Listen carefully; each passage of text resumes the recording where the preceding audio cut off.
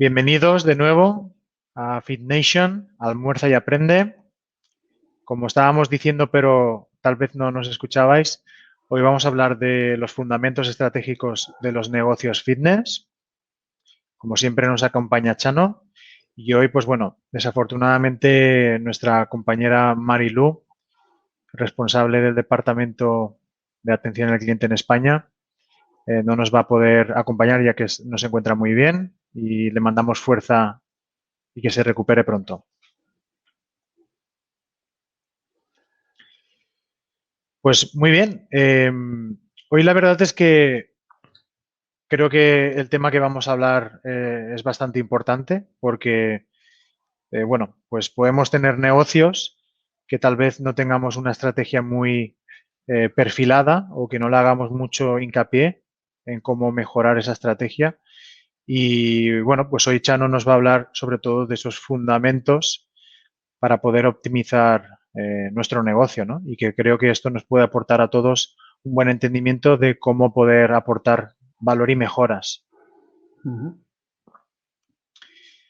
Entonces, bueno, como siempre, yo creo que ya nos conocéis.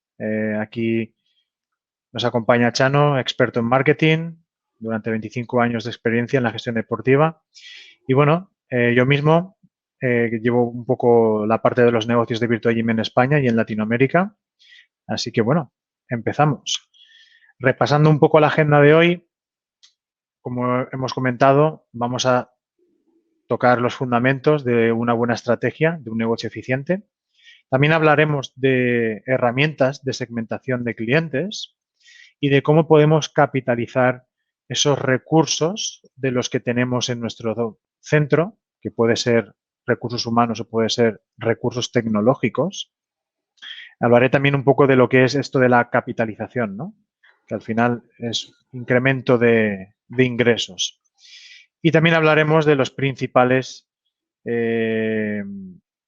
KPIs o métricas o estadísticas, lo podemos llamar de diferentes formas, de lo que es el negocio fitness.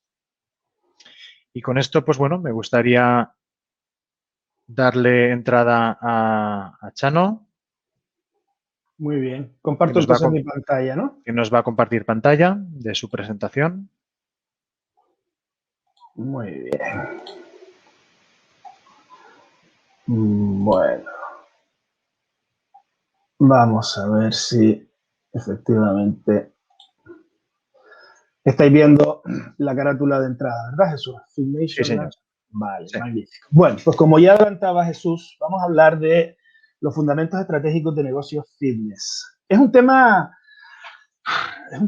jolín, yo creo que toda la importancia que se le dé es poca, porque en mi opinión, la estrategia son los pilares, los cimientos, ¿no? La base del éxito de un negocio. Si tú empiezas un negocio sin tener una buena estrategia, puede ser que el negocio funcione durante un tiempo, a lo mejor porque todavía no tienes suficiente competencia, pero más tarde o más temprano vas a tener serios problemas. La estrategia, además, de hecho, en el sector del fitness, que bueno, me precio de conocer muy en profundidad, suele ser uno de los puntos débiles de muchísimos negocios, porque como ya sabéis, muchos emprendedores montan negocios llevados de, bueno, de su vocación, del ánimo, ¿no? De querer ganarse la vida, prosperar, etcétera, en un sector que les es muy, bueno, muy próximo, ¿no? Son personas, muchos de ellos profesionales de la actividad física, de los servicios deportivos, etcétera, y es legítimo tener la ilusión de desarrollar un negocio, como no, pero obviamente que si ese negocio no tiene una buena estrategia y que reúna los requisitos para que esa estrategia efectivamente sea una estrategia efectiva, pues ahí van a tener una debilidad que les va a perseguir durante toda la vida del negocio, y esperemos que no sea una vida corta, porque por lo general, cuando la estrategia es mala, pues también eso tiene una correlación con la vida del negocio. Entonces, vamos a empezar por explicar un poquito cómo encaro yo el proceso estratégico, ¿no? Por ejemplo, cuando trabajo con mis clientes de consultoría, cómo planifico, ¿no? Lo que sería, en primer lugar, la estrategia, y en general cuál es un poco el timeline que solemos utilizar. Voy a hacer un pequeño KitKat aquí para compartiros en el chat una formación que tengo ahora mismo y que creo que puede ser muy interesante para vosotros de conocer, porque además ahora podéis acceder al primer módulo de forma gratuita y es complementario, muy complementario de lo que vamos a hablar hoy aquí. O sea, en este primer módulo de esta formación, Fitness Marketing Estratégico, que podéis acceder gratuitamente, solo tenéis que inscribiros, vamos a tratar bastante en profundidad justamente muchos de los aspectos que hoy voy a desarrollar con vosotros, ¿sí? Entonces, volviendo a lo que era la presentación, os decía que el timeline que suelo seguir es el siguiente. En primer lugar, como sabéis, las palancas de crecimiento de un negocio tienen que ver mucho con el volumen de clientes que vais a manejar, pero también, por supuesto, con el ticket medio. Y para poder tener un ticket medio lo más elevado posible, que debería de ser el objetivo de la mayoría de negocios, excepto aquellos que se muevan en el territorio, ¿no?, del low cost, ¿no?, o del paper value, ¿no?, de negocios donde el precio es sustantivo, pues para poder maximizar el valor, ¿no?, el precio de ese ticket medio, la estrategia es primordial, porque la estrategia es la que te puede permitir no solo redefinir tus productos para hacerlos más valiosos, tanto en contenido como en la percepción que los clientes puedan tener, ¿no?, de esos productos y de esos servicios que tú vas a ofrecer al mercado, y conseguir luego, pues eso, proyectarlos, comunicarlos, ponerlos en valor y que la gente realmente los aprecie y esté dispuesto a pagar por ellos. Entonces, ese siempre suele ser el primer paso primordial, contar con una muy buena estrategia que os ayude a maximizar vuestro ticket medio, a mejorar todas las fuentes de ingresos, etcétera. Y luego ya sí es verdad que con una buena estrategia puedes pasar al paso segundo, que es, oye, pues cómo vendo ahora, ¿no?, esos productos, esos servicios tan fabulosos que he desarrollado, pues tengo que tener un buen sistema comercial. Y ahí hay que intentar siempre, pues, tener unos buenos procesos que te ayuden a conseguir ratios elevadas, ¿no? Esas ratios de las que creo que luego Jesús hablará un poquito, ¿no?, cuando hable de los KPIs, ¿no?, de los indicadores clave, pues por ejemplo el índice de conversión, ¿no?, de personas que se interesan por tu negocio y que luego finalmente se convierten en clientes reales. Pues si consigues que eso esté en un mínimo del 80%, ya tendrás un sistema comercial muy efectivo, muy efectivo. Sí, Perdón, señor. ¿ibas a decir algo, Jesús? Sí. Sí, bueno, comentar que hoy en día pues todavía veo muchos gerentes de negocios que no miden este tipo de conversiones, que suena como algo chino, y creo que es un dato vital para entender, bueno, lo buena que es tu estrategia comercial, ¿no?, ya sea en la recepción o incluso por la parte digital. Entonces, importante, conversión. Efectivamente. Luego, una vez que ya tú tienes un sistema comercial que te permite alcanzar, ¿no?, estas ratios de conversión, el siguiente paso sería multiplicar el volumen de leads, de potenciales clientes. Entonces ahí es donde te metes ya de lleno, ¿no?, en la planificación de tu marketing, ¿no?, y todo lo que tiene que ver, pues, oye, pues, cómo desarrollas tu web, cómo generas campañas, cómo trabajas tus referidos, tu member get member, tu trabajo corporativo, etcétera, etcétera, ¿no? O sea, tienes que conseguir un potente flujo de potenciales clientes para que luego sí puedan ser, con el proceso comercial, volviendo atrás, convertidos en clientes definitivamente.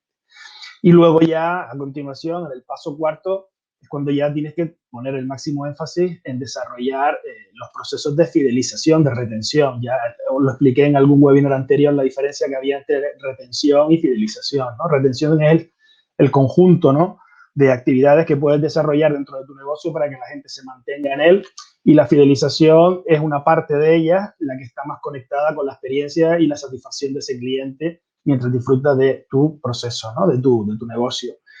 Y, por supuesto, pues como venimos insistiendo, ¿no?, todo esto tiene que estar siempre en un marco de medir y analizar continuamente. Porque, mirad, ayer mismo estaba yo en una conferencia del fundador de Netflix, y él explicaba un concepto que me pareció muy interesante, ¿no? Y era que cuando se lanzaba un negocio, a él le preguntaban, ¿no?, oye, cuando lanzaste Netflix, ¿tenías la idea, te imaginabas, ¿no?, que ibas a facturar tantos miles de millones y tal? Dice, no se me pasaba por la cabeza jamás en la vida, ¿no? Yo lancé un negocio que me parecía que podía funcionar, pero luego he tenido que estar durante muchísimos años puliendo esa idea de negocio. Y eso lo hago a base de medir y analizar. O sea, el tipo se ha convertido en un auténtico obseso, ¿no?, de ir mejorando continuamente su producto, su servicio y su marketing, pues precisamente con un muy buen control de todas las variables, ¿no?, que están involucradas en el proceso. Entonces, esto es algo que los emprendedores y en general, ¿no?, los directivos, las empresas tienen que tener presente, que hay que tener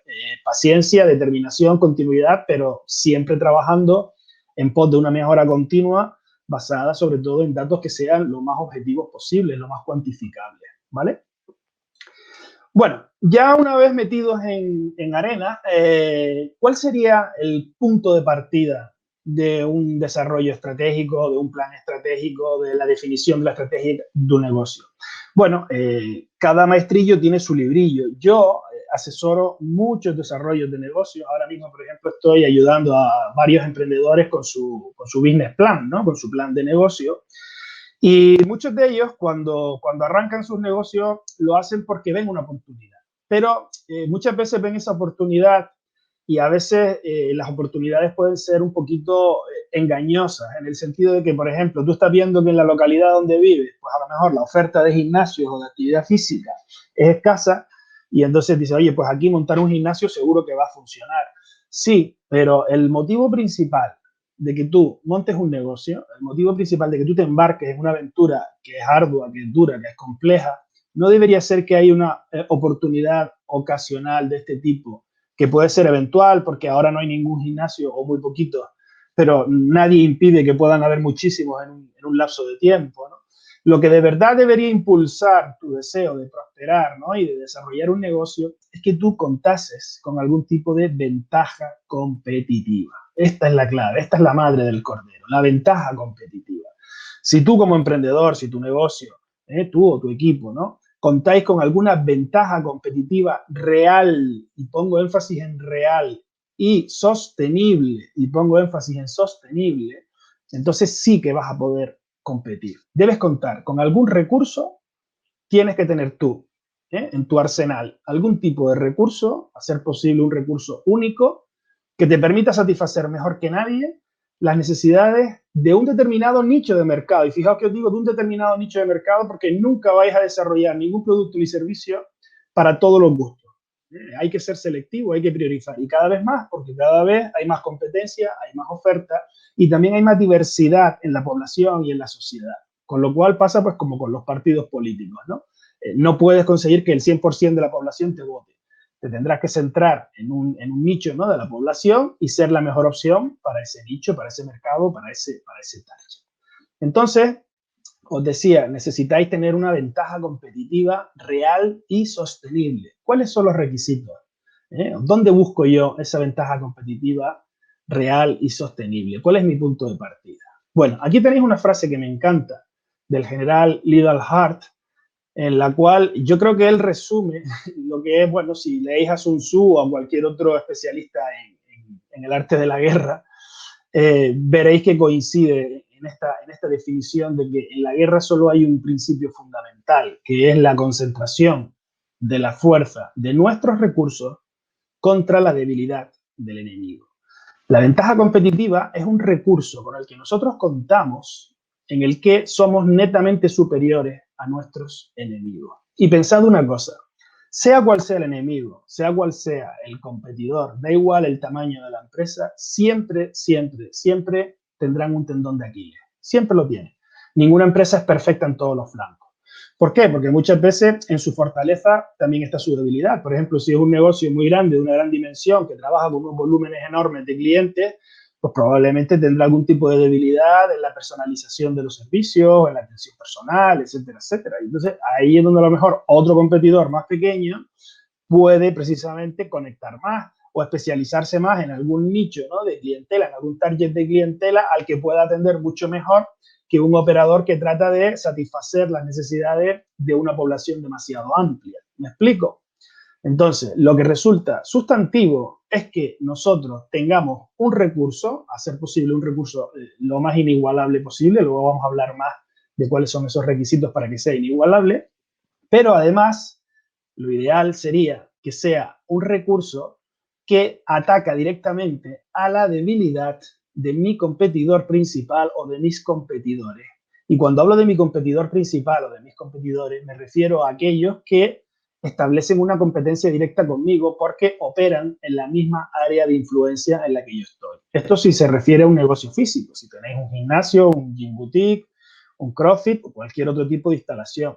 Si estamos hablando de un negocio online, pues entonces mi competidor debe ser aquel que ataca o que ofrece servicios a clientes que son los mismos que yo estoy tratando de captar, ¿vale? Entonces, donde hay una disputa, ¿no?, por un mercado, una disputa real y directa por un mercado, ese es mi competidor, esos son mis competidores, y esos son los que yo tengo que analizar para ver dónde tienen su punto débil y yo poder contraponer algún tipo de recurso en el que sea netamente superior a ellos. Y si esto lo hago bien, torres más grandes han caído, ya sabéis que siempre vais a poder tener posibilidades de desarrollar un negocio exitoso y de alta rentabilidad. Esto no garantiza que os vayáis a cargar a la competencia, ni mucho menos, ¿no? Muchas veces se puede convivir con un montón de competidores, pero sí que os puede garantizar que dado que vais a ser la mejor opción para un determinado target, vais a poder tener unos ingresos recurrentes, un volumen de negocio suficiente y con alta rentabilidad para que realmente valga la pena todo ese esfuerzo empresarial en el que estáis inmersos. Las ventajas competitivas básicamente se pueden clasificar en dos grandes tipos, ¿no? Las primeras son aquellas que vienen derivadas de los costes de la empresa. Cuando hablo de costes, hablo sobre todo de costes estructurales, ¿no?, de los costes fijos que tienen las empresas.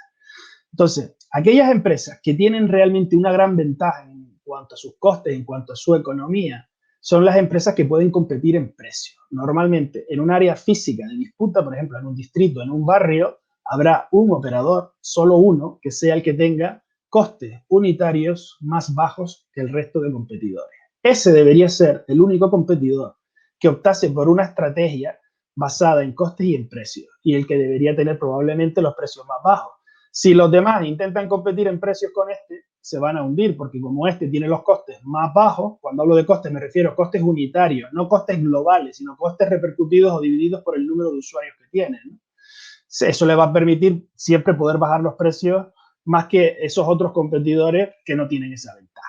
¿Cómo se consiguen o de dónde emanan estas ventajas en costes? Pues, por ejemplo, en economías de escala de la empresa. Si tienes una empresa muy grande, por ejemplo, una gran cadena, donde tienes departamentos centrales, ¿no?, en los cuales pues tienes un departamento de marketing, tienes un departamento de ventas, tienes un departamento financiero, tienes un departamento de expansión. Claro, esos costes tú los vas a dividir, los vas a repercutir entre todos los centros de la cadena y entre todos los usuarios y todos los clientes de la cadena, con lo cual resultan unos costes unitarios muy bajitos. Sin embargo, un pequeño operador no tiene esa economía de escala, porque de hecho no tendrá posiblemente ni siquiera la capacidad de desarrollar departamentos tan complejos con tantos mandos intermedios. Entonces, un operador que sería, Chano, digamos, todos los departamentos. Claro, sí, exactamente. Lo que se suele dar es que cuando son operadores pequeños, muchas veces pues son el hombre orquesta. Exacto. El mismo director es el que lleva todas las tareas. Pero claro, cuando eres tú el que te encargas de todo, ostras, el día tiene 24 horas, ¿no? Sí, incluso algunos que les toca limpiar el gimnasio, porque, claro, macho, ha llegado un momento que hay que recortar también. Entonces, bueno, eficiencia en coste. Efectivamente. Entonces, ahí tenemos una fuente, ¿no?, una forma, ¿no?, de conseguir esas economías de escala. Otra sería las economías de escala derivadas del tamaño de la instalación. Claro, si tú tienes una instalación muy grande, puedes tener un mayor volumen de clientes y, por tanto, tus costes los divides entre ese mayor volumen de clientes. Con lo cual, una vez más, en línea con lo anterior, pues tienes también una ventaja en coste. Igualmente tienes el poder de negociación. ¿Qué significa esto? Esto significa que no es lo mismo un gimnasio pequeño que cuando va a comprar equipamiento, pues va a obtener a lo mejor un pequeño descuento por parte del proveedor, que suele ser el descuento estándar comercial que siempre se brinda, ¿no?, para poder cerrar operaciones, frente al posible descuento que va a obtener un operador muy grande, una gran cadena, una empresa enorme, que dado que compra mucho, derivado de ese volumen de negociación, pues obviamente consigue descuentos mucho más bajos. Entonces, claro, al final, todo lo que es el aprovisionamiento de cualquier tipo, de cualquier índole, no solamente de equipamiento, sino casi que de cualquier compra que hagan, pues lo van a conseguir a precios más bajos, con lo cual también tienen ventajas en coste. Y luego estaría una cuarta posibilidad, que es aquellas empresas que tienen un acceso preferente a algún tipo de ventaja, por ejemplo, en subvenciones directas o en financiación. Por ejemplo, empresas que consiguen subvenciones potentes del Estado, de las administraciones, pues bueno, ahí se ven beneficiadas con eso, claro. Ahí tienen un ingreso que también les permite pues tener cierta ventaja financiera. Lo mismo que si tienes acceso a capitales o a financiación de un fondo de inversión, ¿no? Bueno, pues ese colchón financiero que ahora, por ejemplo, durante la pandemia está siendo importante, ¿no? Porque hay muchos operadores que aunque estén en pérdidas o estén en un cash flow ahí muy ajustado, bueno, pues el poder tener esa financiación, ese colchón, les está permitiendo mantenerse sin grandes problemas, ¿no? O bueno, o con grandes problemas, pero mantenerse. Otros ni siquiera pueden mantenerse porque no tienen, ¿no? Ese fondo de maniobra para poder mantener sus operaciones o al menos para poderlas mantener al nivel que habitualmente las mantenían. Y eso también muchas veces conlleva bajar la calidad y que empiece el principio del fin del negocio. Bien, pues estas son ventajas competitivas basadas en la economía del negocio, basadas sobre todo en los costes. Aquellos competidores que no cuentan con esta posibilidad, que insisto, son la mayoría, porque estos son unos pocos, unos privilegiados, vamos a decirlo así, tienen que optar por desarrollar ventajas competitivas basadas en la diferenciación. Tienes que tener algún tipo de atributo que el mercado perciba como diferente y más atractivo para que realmente puedan optar por ti, porque dado que en precio vas a ser más alto, vas a ser superior, pues la gente tonta no es, ¿no? Una cosa es que quieran gastar lo menos posible y otra cosa es que no sean capaces de valorar que tú les estás ofreciendo una mejor opción. Entonces, si de verdad eso lo logras, entonces sí que tienes o puedes optar a una ventaja en diferenciación. ¿Cómo se consigue la ventaja en diferenciación? La puedes conseguir a partir del desarrollo de marca. Pero cuidado, porque a veces muchos emprendedores, muchas empresas dicen, no, es que yo tengo una marca súper chula, súper bonita, un nombre pegadizo, bien, todo eso es fabuloso y ayuda. Pero para que realmente podamos considerar la marca como una ventaja competitiva, tendríamos que hablar de una marca que sea muy conocida, una marca que sea muy potente. Entonces no es tan sencillo, o sea, hay que hacer un esfuerzo importante en el desarrollo de la marca, en el branding, en el logotipo. Eso podría llevar años perfectamente para conseguir eso. Claro, imagínate una empresa como Coca-Cola que en su branding, en su desarrollo de marca, en su marketing de la marca, invierte todos los años miles, ¿no? Miles de millones de euros, pues ya te está diciendo la importancia que tiene la marca. O sea, sí, realmente puede llegar a ser algo muy potente porque genera engramas, genera recuerdos, genera presencia en la mente del consumidor y puede generar una gran reputación, pero cuidado que no es tan fácil como parece. También podrías obtener ventaja si tienes un desarrollo tecnológico superior, ¿de acuerdo? Pero cuidado, esto hay que tenerlo claro. Por ejemplo, y aquí Jesús que no se enfade, si tú adquieres la herramienta de VirtuaGym, que es una herramienta fabulosa a nivel tecnológico, esa herramienta está muy bien y te va a ayudar muchísimo en tu negocio. Pero para que sea realmente una ventaja competitiva, lo que tienes que conseguir es que tú a esa herramienta le saques un mejor partido que tus competidores, porque al final es una herramienta a la que también pueden tener acceso otros operadores del sector, ¿no? Entonces, claro, aquí un poco el secreto está en cómo tú personalizas, ¿no?, el uso de esa herramienta, cómo la dotas de contenido, cómo la integras con otras tecnologías, cómo estableces procesos, ¿no?, y le sacas el máximo partido a esa herramienta para que de verdad se utilice como una ventaja competitiva. ¿Okay? Después hablaré de eso, por cierto. Entraremos en más detalle de eso que estás comentando. Sí. Luego tenemos la posibilidad de tener un marketing superior.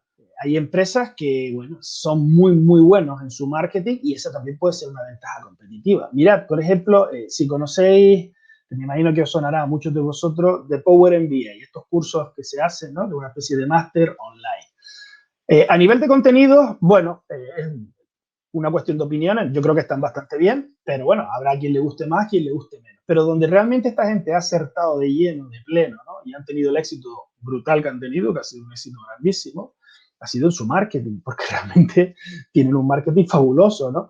Te los encuentras hasta en la sopa, ¿no? Y como como des algún paso, ¿no?, para facilitarles tus datos, te intereses por ellos en cualquier medida, pues por ejemplo, rellenando un formulario o abriendo un anuncio, ya te clavan la cookie y te van a estar llegando anuncios, correos, etcétera. Bueno, pues, como a mí. Como a yo, ti, digamos, ¿no? soy, digamos, un poco su audiencia perfecta, porque vamos, me salen en todos los lados, la verdad. Claro, Y estoy a punto de comprar, estoy haciendo ya claro. análisis de esa posible compra. Claro que sí. Pues fíjate, es un ejemplo bueno, ¿no? Tienen un gran marketing. Bueno, pues si realmente en tu negocio tenéis esa capacidad de marketing, si por ejemplo contratáis a un consultor como Chano Jiménez que os ayude en eso, pues a lo mejor sí que tenéis posibilidades de obtener por ahí una ventaja importante, ¿no? Una ventaja competitiva. Luego, otra posibilidad es desarrollar servicios únicos. Oye, servicios que nadie tenga. Si tú eres un súper especialista, por ejemplo, ahora estoy trabajando con unos clientes que están desarrollando un nuevo concepto de entrenamiento en el que se combina el Pilates con el HIIT, algo que es bastante inédito, al menos en España, ¿no? Hay por ahí alguna cosita, pero no hay mucho al respecto. Bueno, es un servicio bastante único, ¿no? Por supuesto, en el área geográfica donde ellos van a operar no hay nada de eso, es un servicio absolutamente único, ¿no? O sea, bastante original. Entonces, bueno, pues ahí tienen una ventaja competitiva, es algo que otras personas no ofrecen y que no está exenta de valor, por supuesto, ¿no? Es una buena propuesta. Otro tanto sucede con la excelencia. Este me da mucho miedo porque claro, si yo pongo aquí que puedes tener una ventaja competitiva de diferenciación basada en la excelencia, ahora seguro que hay un montón de gente que me está escuchando que dice, ah, bueno, esa es la mía, claro, porque nosotros somos excelentes en lo que hacemos, nosotros somos, la leche, pero claro, cuidado porque a veces no es lo mismo la percepción que tienes tú de ti mismo, de tu negocio, que la que tiene el mercado, que la que tienen tus clientes potenciales. Entonces, para que realmente la excelencia pueda ser considerada una ventaja competitiva, tiene que ser una excelencia valorada como tal por el mercado. Y esto no es tan fácil. En realidad, para conseguir que la excelencia sea una ventaja competitiva, de lo que estaríamos hablando es de una cultura corporativa de excelencia. Y eso significa que todos los integrantes de la organización, todo el equipo, todas las personas que forman parte de la empresa, trabajan al unísono con una dedicación muy fuerte y con una motivación muy fuerte que les hace ser excelentes en todos y cada uno de los pasos del proceso. Entonces, tienes que ser objetivo, tienes que ser sincero contigo mismo y no engañarte. O sea, si tú realmente tienes un equipo que gracias a tu liderazgo, porque eres un super crack y un super motivador, son gente que está entregada a tope y son muy buenos en lo que hacen, bueno, entonces sí que es posible que tengamos una cultura de excelencia y sí que es posible que la podamos utilizar como una ventaja competitiva. Aquí me gustaría hacer una pequeña puntualización a lo que acabas de comentar.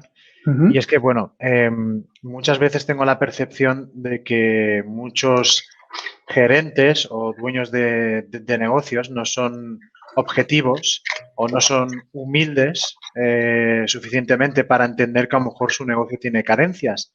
Y es que al final podemos entender que nuestro negocio es perfecto, que tenemos la mejor marca, que tenemos el centro más bonito, el mejor equipamiento, pero resulta que el de al lado o el que compite con nosotros tiene a lo mejor unos recursos que no son tan bonitos o tan potentes como los tuyos, pero su negocio es mucho más eficiente y tiene tal vez más gente y un ciclo de vida más largo respecto a clientes, ¿no? Y eso, pues, lo vemos también bastante y creo que siempre hay que estar abiertos a críticas constructivas, a hacer encuestas, a recoger un feedback e información de lo que piensa tu cliente, no lo que piensas tú, porque lo que piensas tú es muy subjetivo respecto a tu Sí, negocio. sí, sí. Mira, justamente en esta charla a la que tuve acceso de este hombre, el de Netflix, comentaba cómo él, a pesar de ser ya un magnate, todavía mantenía la costumbre de hacer él directamente llamadas de atención al cliente, llamadas para interesarse por los clientes, para que le contasen de primera mano su experiencia con el disfrute de su herramienta, del Netflix, ¿no? Fijaos, un tío que está a ese nivel y si no tendrá por debajo, ¿no? Equipos de gente que podrían hacer esto, y a él le gusta directamente captar, ¿no? Esa información. Y tiene tiene una importancia enorme. Yo, por ejemplo, que hago para mis clientes mucho Mystery Shopper, ¿no? Que hago análisis de las instalaciones, esos Mystery Shopper también se los hago a ellos mismos. Y resulta, bueno, resulta bastante simpático, llamarlo de alguna manera, ver las incoherencias que existen, ¿no? O las diferencias, ¿no? Entre lo que el director de la empresa, el CEO, la persona que define la estrategia de la empresa, cree que es un negocio y luego cómo realmente lo percibe el mercado, lo percibe el cliente, ¿no? Porque claro, tú pones mucho esfuerzo en desarrollar ciertas cosas, pero eso no es ninguna garantía de que esas cosas realmente luego estén funcionando bien o de que la gente así lo esté valorando y lo esté viendo. Entonces, si no tienes ese contraste, si no lo puedes contrastar, pues o bien con datos objetivos, con números, con indicadores, o bien con la opinión directa de los propios clientes o de expertos o de personas externas que te puedan asesorar al respecto, pues ahí puedes tener un motivo, ¿no? Un sesgo, ¿no? Bien, vamos a profundizar un poquito más en la ventaja competitiva. y sobre todo en el sentido de dónde se obtienen los recursos o cuáles son los recursos válidos para que realmente podamos considerarlos como ventaja competitiva. ¿Cuáles son esas capacidades especiales que puede tener una organización, una empresa, un negocio para que sean ventaja competitiva? Y básicamente los tenemos de tres tipos. Hay recursos que son de orden tangible, recursos intangibles y los propios recursos humanos, que esto es una mezcla entre lo tangible y lo intangible. Es un poco especial, por eso le damos su propia categoría, ¿no? Dentro de los recursos tangibles que tenemos, pues por ejemplo, recursos físicos. Imaginaos que dices tú, oye, mira, es que mi padre es el dueño del mejor local de Navacerrada, bueno, no sé, de cualquier localidad que se os ocurra por ahí, ¿vale? De Écija o de donde sea. ¿Por qué tiene el mejor local? Pues porque lo tiene en el centro del pueblo, es un local de 2.000 metros cuadrados, es diáfano y encima, claro, como es mi padre, pues me lo cede sin ningún coste. Ostras, claro, ahí tienes una ventaja competitiva brutal, ¿no? Porque a ver quién tiene esa ventaja, ¿no? No tiene que gastarse un euro en el local y encima el local es magnífico, es un local que está muy bien ubicado, que tiene capacidad, que reúne requisitos. ¿Es sostenible? Bueno, es sostenible en el sentido de que no es nada sencillo que pueda haber otro local tan bueno dentro de la ciudad, dentro de la localidad. Entonces, si se diese esa circunstancia, que ya digo que es muy excepcional, pues bueno, ahí puedes tener una fuente de ventaja competitiva, ¿no? Lo mismo pasa con los recursos financieros. No, hombre, es que yo soy el hijo de un multimillonario, entonces tengo financiación la que quiera. O es que yo en mi empresa pues he dado cabida a un grupo inversor que, bueno, que ponen a nuestra disposición todos los recursos económicos que necesitemos porque tienen una gran confianza en el negocio y tienen capacidad financiera. Bueno, pues oye, también hay que reconocer que ese es un recurso tangible, poderoso, fuerte, que efectivamente, o sea, oye, si en una pequeña localidad hay dos competidores y uno tiene una fortaleza financiera enorme y el otro no, pues hombre, pues muy torpe tiene que ser el que tiene esa ventaja financiera para que no sea capaz de aplicarla en un desarrollo de negocio que haga que el otro se quede muy mermado al lado, ¿no? Entonces, hay que reconocer que eso, sin duda, aunque luego van a tener su tendón de Aquiles, como ya expliqué al principio, y eso puede abrirte oportunidades a competir, pero a priori ellos tienen una fortaleza que hay que reconocer y no nos podemos engañar con eso, ¿vale?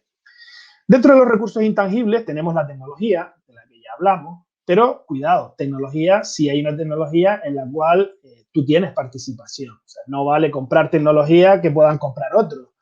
Si es comprar tecnología para luego desarrollar esa tecnología, integrar esa tecnología, personalizar esa tecnología, conseguir que esa tecnología te brinde servicios, procesos, etcétera, que otros no son capaces, entonces sí, entonces ahí fabuloso. Cuando tú desarrollas tu propia tecnología o eres capaz de utilizar la tecnología de otros de una forma más hábil, ¿no? Y al servicio de tus clientes, ahí tienes un posible recurso de ventaja competitiva.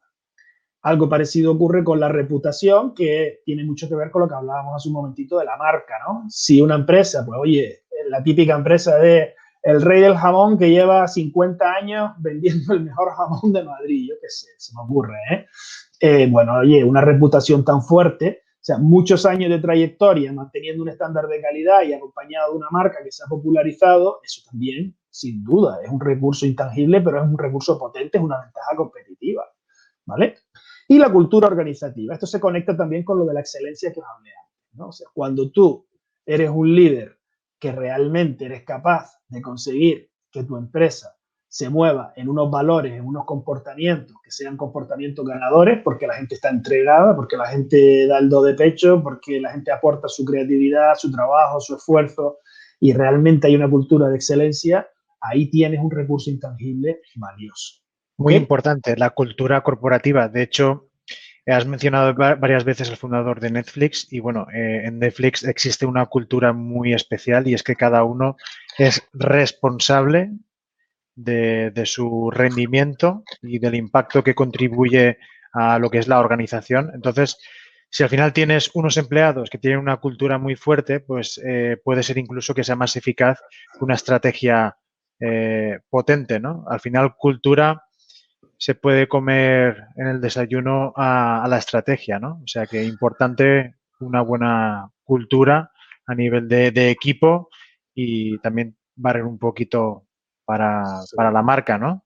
Sin duda. Bueno, Tom Peters, uno de los gurús del marketing y la estrategia, se hizo muy famoso con su libro In Search of Excellence, un bestseller sobre negocios que ya tiene ya por lo menos 30 años o más, en el cual investigaba cuáles eran los motivos de éxito de, creo que eran las 100 empresas más, con mayor volumen de beneficios que habían en aquel momento en el mercado, ¿no? Y lo que encontró que tenían en común, ¿no?, las empresas más exitosas era precisamente una cultura organizativa ganadora, ¿no? Cuando tú consigues, ¿no?, como líder de la empresa, ha habido líderes muy famosos como Jack Welch, ¿no?, o algunos otros que hay por ahí, que realmente pues imprime carácter, ¿no?, y hace que la gente solo con verlo se sientan motivados, pues ahí hay también, sin duda, una fuente de ventaja competitiva. Y ya en el terreno de los recursos humanos, tenemos los conocimientos y destrezas. Por ejemplo, si tú o parte de tu equipo sois unos súper especialistas en un área determinada del conocimiento, bueno, pues ahí tenéis una gran ventaja competitiva. Yo creo que lo he mencionado en algún otro webinar, pero yo, por ejemplo, tengo un cliente, Lucas Leal, que es probablemente, yo creo que el mayor experto mundial en el entrenamiento de fuerza de alta intensidad, en el HIIT. Es un erudito, ¿no? Un tipo que se ha formado en Estados Unidos y tal, y bueno, que yo no conozco a nadie que sepa más de esto, sobre todo del HIIT aplicado y aplicado con tecnología, ¿no? Claro, cuando eres tan fuerte en ese campo, ostras, eso no es tan fácil de imitar, eso no es tan fácil de conseguir. Ahí tiene el tipo un recurso de conocimiento brutal. Además, luego ha creado escuelas, tiene su equipo de gente formada por él, y bueno, ahí hay una fuente de ventaja competitiva, ¿verdad? Algo parecido pasa con las capacidades de comunicación. Hay personas que, oye, por su oratoria, por su capacidad de ser pedagógicos, didácticos, de conectar con la gente, por su empatía, son grandes comunicadores, y eso puede ayudar, por ejemplo, a un líder, ¿no?, a conseguir esa cultura organizativa de la que hablábamos antes, ese rendimiento, o te puede ayudar a ser mucho más efectivo, por ejemplo, en tu marketing, ¿no? Si eres un gran comunicador, por ejemplo, en negocios que dependen de ti, ¿no?, como presenter, como influencer o como persona, ¿no?, que se vende a sí mismo, que vende su negocio, esas grandes capacidades de comunicación, por supuestísimo que también van a actuar como una ventaja competitiva. Y lo mismo pasa con la motivación. La motivación. Hay gente que de natural son motivados, ¿no? Hay personas que se levantan por la mañana enchufados y eso les hace tener una capacidad de trabajo y una creatividad brutal y les hace rendir mucho. Y otros a lo mejor ya no es solo que tengan esa capacidad ellos, sino que son capaces de imprimir esa motivación en los demás, en los que les acompañan, en su equipo o incluso en sus clientes, ¿no? Por ejemplo, en el territorio del entrenamiento personal, muchos de los mejores entrenadores personales lo son porque son grandísimos motivadores, ¿no? Son gente que realmente consiguen inyectar, ¿no?, entusiasmo, excitación en sus clientes. Entonces, cuando tienes esa capacidad, pues sin duda que también esa puede ser otra gran fuente de ventaja competitiva. Ahora bien, cualquiera de esos recursos que hemos mencionado, para que realmente puedan ser sostenibles, para que realmente se puedan mantener como ventaja competitiva, para que accedan al estatus de ventaja competitiva y se puedan mantener en el tiempo como una ventaja competitiva, deben reunir estos 4 ingredientes. Si no reúnen estos 4 ingredientes, tenéis que hacer un análisis ahí muy, muy certero. Si ya tenéis pensado, si ahora mismo cada uno de vosotros está pensando, oye, ¿cuál es la ventaja competitiva de mi negocio? Vale, pues ahora tienes que pasar un examen, y tienes que pensar si esa ventaja competitiva, en primer lugar, es valiosa. ¿Qué significa valiosa? Hombre, yo puedo ser un súper experto en videojuegos, que no lo soy, no hablo de mí, pero imaginaos que lo fuese, súper experto en videojuegos, pero si esa expertise en videojuegos yo no le puedo sacar partido, no puedo ganar dinero con él, o no lo puedo aplicar en mi negocio, porque mi negocio no tiene nada que ver con los videojuegos, de poco me vale, ¿no? Entonces, tiene que ser un recurso que genere dinero, tiene que ser un recurso que el mercado lo valore, que el mercado diga, ostras, esto tiene valor para mí, estoy dispuesto a pagar por ello. Entonces, eso es primer requisito imprescindible, que se trate de un recurso valioso. En segundo lugar, y tiene mucho que ver con el primero, tiene que ser escaso, porque si es algo muy abundante, que está al alcance de mucha gente, entonces pierde valor. Precisamente la escasez es uno de los elementos que incrementan el valor. Entonces, tienes que pensar si ese recurso que tú tienes, que tú consideras que es tu ventaja competitiva, realmente es escaso en el sector, es escaso en el mercado. Al menos en tu área de competencia y respecto a tus competidores directos, tiene que ser lo suficientemente escaso como para que ellos no tengan acceso a él, ¿de acuerdo? Además, debería ser inimitable. ¿Por qué debe ser inimitable? Porque si algo en lo que yo soy muy bueno, otro, a base de prepararse, puede llegar a ser tan bueno como yo, pues voy a perder la ventaja competitiva. Entonces, tiene que tener un carácter, pues por ejemplo, antes estábamos hablando de la formación, o también de las capacidades comunicativas o del carisma. Hay características, ¿no? Algunas son personales, otras son intrínsecas a la propia estructura del negocio, que son prácticamente imposibles de imitar, ¿no? Como ese local del que os hablaba ahí en medio de la ciudad, ¿no? Eso es inimitable. ¿Cómo vas a conseguir ese local tan bueno? Es muy difícil. A lo mejor consigues un local fabuloso, pero en las afueras de la ciudad. Pero claro, ya no es lo mismo, porque dentro de la ciudad tiene mucho más valor que en un polígono industrial que está a las afueras. Entonces, tiene que ser un recurso inimitable. Y por último, la última prueba del examen tiene que ser insustituible. ¿Qué significa insustituible? Que si resulta que yo tengo, pues imaginado, hago un desarrollo, adquiero unos equipamientos que son personalizables y hago un desarrollo con ellos y bueno, y los equipamientos funcionan muy bien porque están dentro de lo que es un proceso, ¿no?, de trabajo técnico que yo hago con mis clientes, que está muy bien. Pero si mi competidor, aunque sea con un equipamiento distinto, puede también hacer un desarrollo similar al mío, entonces sería sustituible, con lo cual tampoco me vale como fuente de ventaja competitiva sostenible. La podré mantener un tiempo, pues justamente el tiempo hasta que ese competidor desarrolle esa capacidad de, con un recurso similar o distinto, pero que pueda hacer lo mismo que el mío, pues quitarme esa ventaja que yo tenía. ¿Se entiende? Bueno, ibas a decir algo, Jesús. No, iba a decir que perfectamente. De todas formas, si nuestra audiencia tiene preguntas o dudas, pues siempre nos lo puede comunicar y estaremos encantados de ayudarle, ¿no?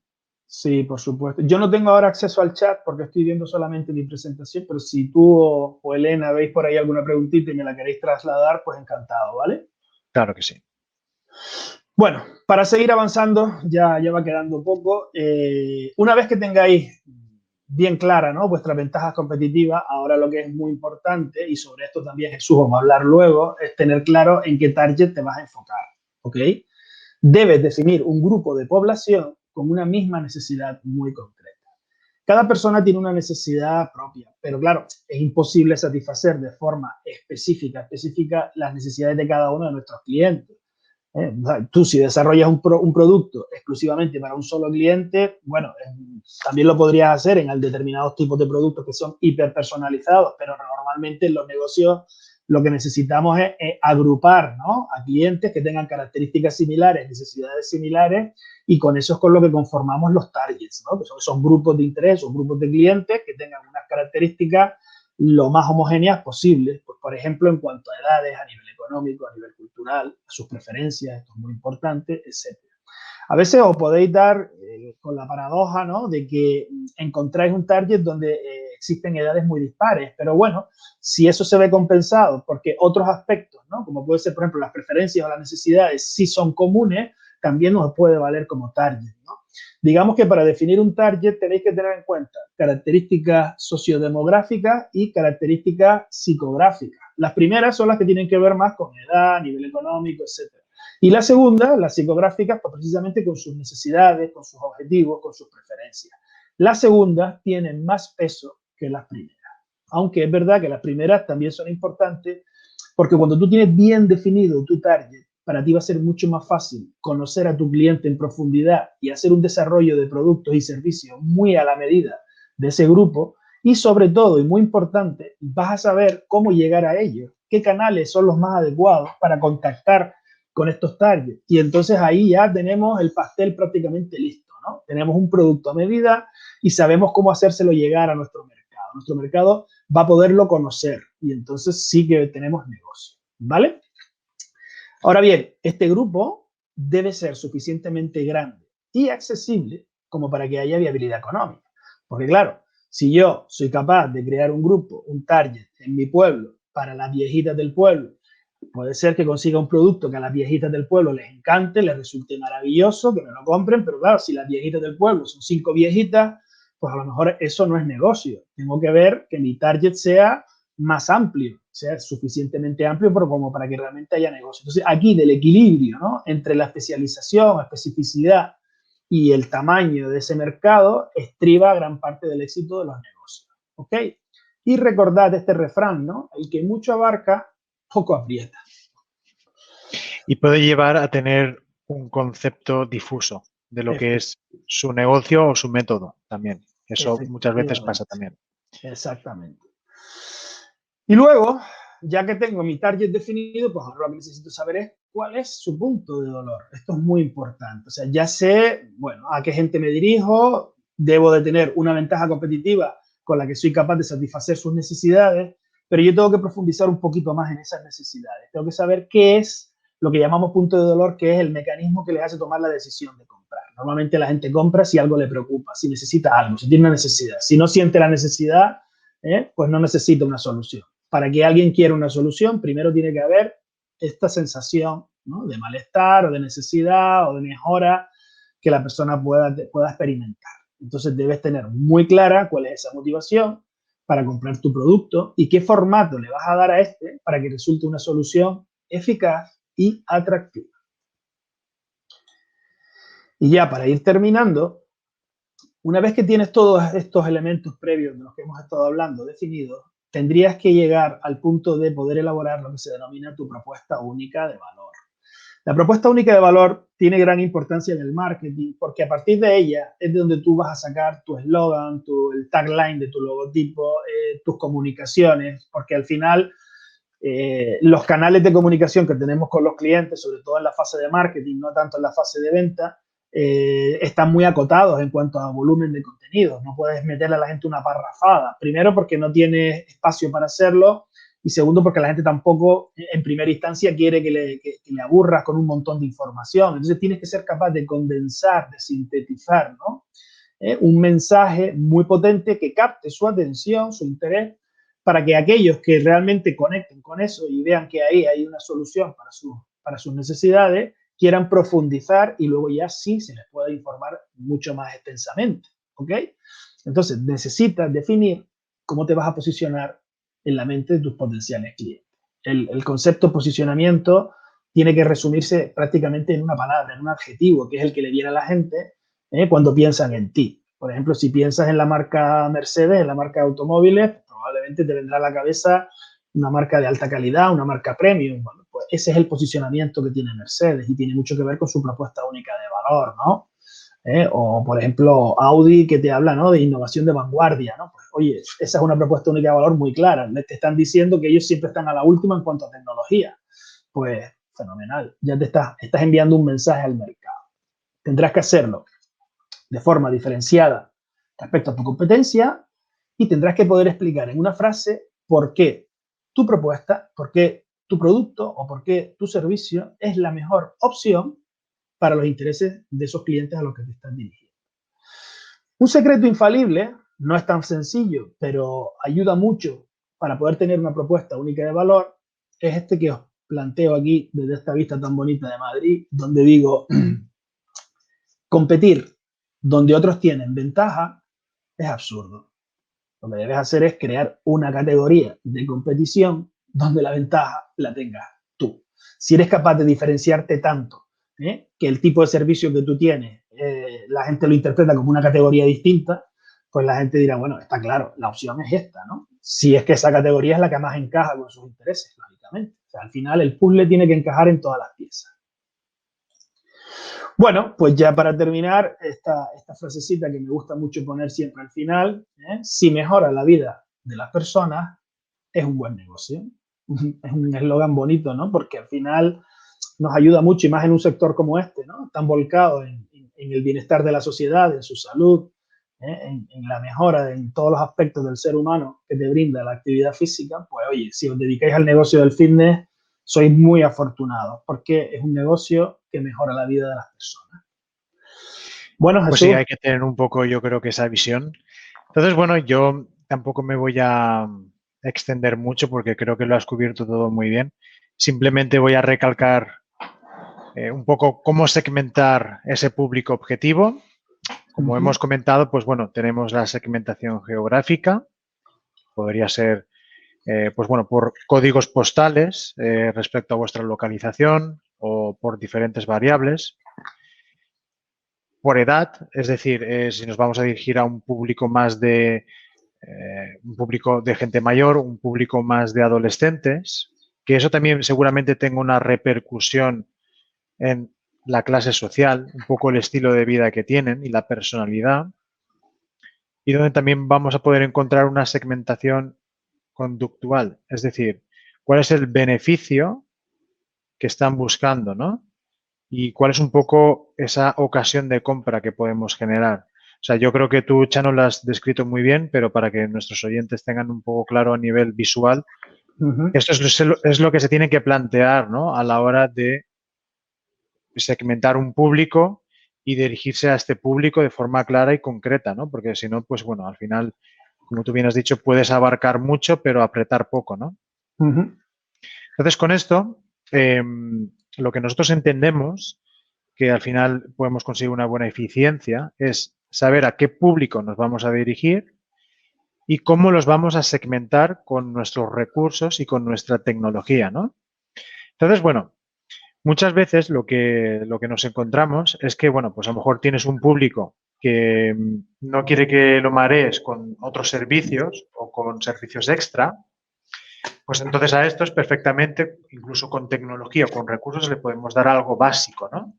Pues, por ejemplo, que se puedan descargar la aplicación personalizada, donde pueden tener pues, información tal vez de tus servicios, de los horarios y tal vez un contenido básico, ¿no? Que les resulte de valor, que clarifique un poco cuál es el concepto de tu marca o del centro. Por otro lado, puede ser que tengamos un segmento un poco más pro, por decirlo así, que está dispuesto a recibir más servicio, que le ve el valor tal vez a entrenamientos, tal vez digitales, servicio de nutrición, medición de progreso, por ejemplo. Esto ya es un poco a vuestro criterio. Pero tal vez este cliente está dispuesto a pagarte un poco más porque le ve el valor y realmente le vamos a ofrecer un servicio con más recursos y con más tecnología, ¿no? Que al final el coste es el mismo para nosotros, cuidado. Es de ahí de donde podemos capitalizar nuestros recursos y nuestras herramientas, ¿no? Para sacar el mayor rendimiento económico. Y claro, evidentemente siempre va a haber alguien que quiera algo muy concreto, muy personalizado y pues le podemos ofrecer pues todos los servicios a nivel de nuestros recursos, de nuestra atención y toda la tecnología que tengamos en nuestra mano, ¿no? Entonces, es una forma también de que alguien que nos esté pagando una cuota básica que le podamos incrementar servicio, incrementar su cuota, lo cual es una línea más amplia de ingresos. Y lo mismo pues para alguien que quiera algo más personalizado, ¿no? Es decir, incrementamos valor, pero incrementamos también el precio, ¿no? Que eso al final es lo que nos va a dar también oxígeno a nivel económico para nuestro negocio. Y muy importante, para poder medir todo esto y entender lo eficiente que es nuestro negocio, pues al final hay que entender un poco números básicos, ¿no? Y yo, bueno, y Virtuallí un poco la filosofía que tenemos es que medir es saber, ¿no? Entonces, para esto, yo creo que es interesante pues medir, por ejemplo, métricas muy básicas, como entender con cuántos clientes has iniciado un mes, cuántos se te han matriculado, cuántos has perdido, se te han dado de baja, con lo cual obtenemos a cuántos estamos fidelizando ahora mismo, cuántos hemos podido crecer a nivel numérico y también a nivel de porcentaje.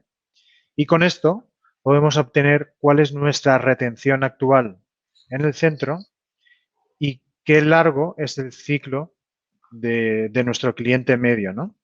Entonces, claro, aquí si tu ciclo de cliente es de 3 meses, pues seguramente estarás haciendo algo mal, ¿no? Porque perfectamente podría ser de 3 años. Entonces, estas métricas pues son, creo que, vitales para entender de qué forma, ¿no? Está fluctuando tu negocio y poder tomar mejores decisiones más acertadas y con una visión más objetiva. No sé, Chano, si tú quieres añadir algo respecto a esto. No, me parece súper interesante, ¿no? Es lo que hemos venido insistiendo, que al final es muy importante encarar los negocios de forma objetiva y el tener herramientas que te permitan medir es indispensable, diría yo, ¿no?